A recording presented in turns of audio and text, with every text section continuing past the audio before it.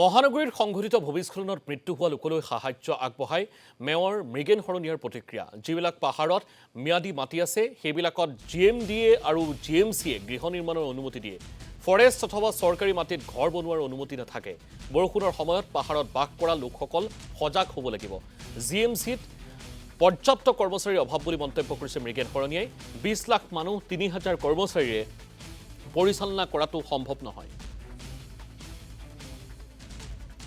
স্থায়ী সমস্যা বানপানী নহয়, আপোনালোকৰ এটা জানে বিভাগ এটা আছে আমাৰ ফ্লাড কণ্ট্ৰোল। বানপানীটো আমি কণ্ট্ৰোল কৰিব পাৰোঁ। সেই কণ্ট্ৰোল কৰা ব্যৱস্থাটোৱে হ'ল যে আমি পানীখিনি সহজে আমি লৈ যাব পাৰোঁ আৰু সোনকালে লৈ যাব পাৰোঁ। সেইখিনি ব্যৱস্থা GMCA, PWD, GMDA সকলো কৰি আছে।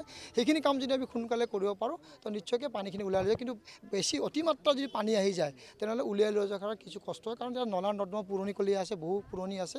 সেইখিনি লৈ যোৱাৰ ক্ষেত্ৰত এতিয়া আমি নলা নৰ্দমা ডাঙৰ কৰিব লাগিব, গ্ৰেডিয়েণ্ট মিলাব লাগিব। সেইখিনি কৰাৰ কাৰণে ব্যৱস্থা গ্ৰহণ কৰি আছে।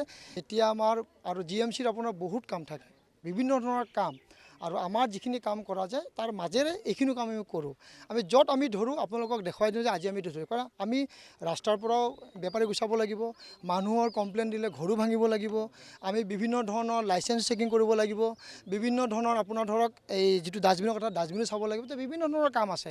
বহুখিনি কাম কৰা আমি পৰ্যায়ক্ৰমে বা নিয়মিতভাৱে আমি কৰাৰ ব্যৱস্থা আমি কৰি আছোঁ।